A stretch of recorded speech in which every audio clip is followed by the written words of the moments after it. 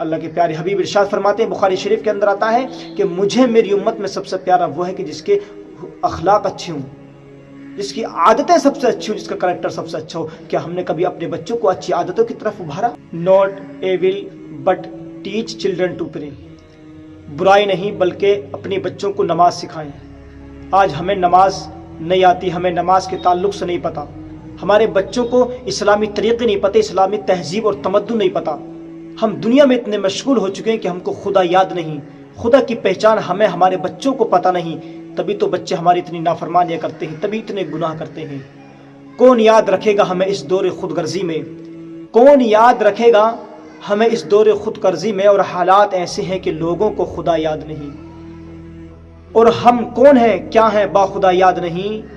اپنے اسلاف کی کوئی بھی ادا یاد نہیں ہے، اگر یاد تو کافر کے ترانے بس ہے، اگر یاد تو کافر کے ترانے بس ہے، اگر یاد نہیں تو مسجد کی صدا یاد نہیں۔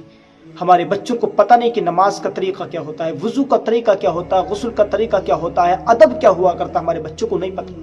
کیوں کہ وہ تربیت گاہ جو سب سے پہلی ہماری گھر ہوا کرتی ہے، ہماری ماؤں کی گودیں ہوا کرتی ہیں، ان جگہوں پر ہم نے اپنے بچوں کی تربیت صحیح طریقے سے نہیں کی ہوتی ہے۔ ہم نے اپنے بچوں کو اسلام کی بات نہیں سکھائی ہوتی، کیونکہ انسان کے پاس جو کچھ ہوتا ہے وہ دوسروں کو وہی دیتا ہے۔ اور آپ کے پاس برائی ہے تو آپ برائی دیں گے، آپ کے پاس اچھائی ہے تو آپ اس کو اچھائی دیں گے۔ ہمارے بچے وہ بچے کہ جنہیں اسلام کی باتیں آنی چاہیے تھی، جس عمر میں، اس عمر میں ہم اپنے بچوں کو گناہوں پر ابھارتے ہیں۔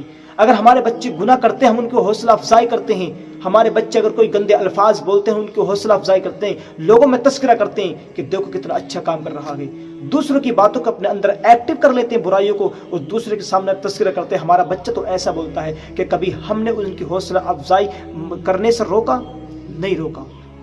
کیونکہ بچے ہمارے بڑوں سے سیکھتے، چاہے نفرت ہو، عداوت ہو یا چاہے محبت ہو۔ ہم نے اپنے بچوں کی برائیوں پر ہم نے بڑے ان کی حوصلہ افزائی کی۔ اگر کسی دنیاوی ایکٹر کی، دنیاوی لوگوں کی اگر وہ جو ہے ایکٹنگ کرتے ہیں، اپنے اندر جو ہے ایکٹیو کرتے ہیں، تو ہم اس کی بڑا حوصلہ افزائی کرتے ہیں۔ کہ کبھی ہم نے ان کو یہ سکھایا کہ وضو آتا نہیں آتا، کہ کبھی ہم نے یہ سکھایا ہے کہ اس کو نماز آتی نہیں آتی، کہ کبھی ہم نے یہ سکھایا کہ اس کو غسل کا طریقہ آتا نہیں آتا۔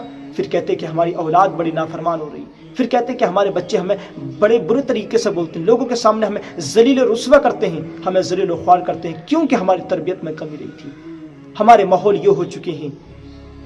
اللہ کے نبی نے شریعت کا حکم ہے کہ 7 سال میں بچوں کو نماز کا حکم دیا جائے، لیکن ہم 7 سال کی بجائے ہم 3-4 سال میں اپنے بچوں سے وہ باتیں سن لیتے ہیں جو ہمیں سننا پسند نہیں ہوتا ہے، کیونکہ ہماری تربیت کی وجہ ہوتی ہے کہ بچوں کو ہم شروع سے ایسے ماحول میں لاتے ہیں۔ اور آج دنیا اتنی چینج ہو چکی ہے کہ ہمارے بچے خود ہی ایک طریقے سے یہ سمجھ لو کہ ہم سب بڑے بن جاتے ہیں۔ کبھی ہم نے اس چیز کی طرف غور نہیں دیا۔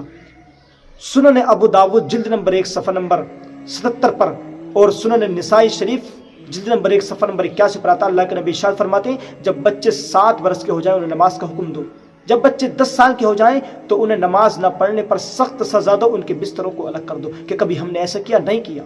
7 سال کی عمر میں کبھی ہم نے بچوں کو نماز کی تربیت دی؟ نہیں دی۔ 10 سال کی عمر میں کبھی ہم نے بچے کو نماز نہ پڑھنے پر سزا دی؟ نہیں دی۔ کہ کبھی ہم نے بچوں کے بستر الگ کیے؟ نہیں کیے۔ کیوں؟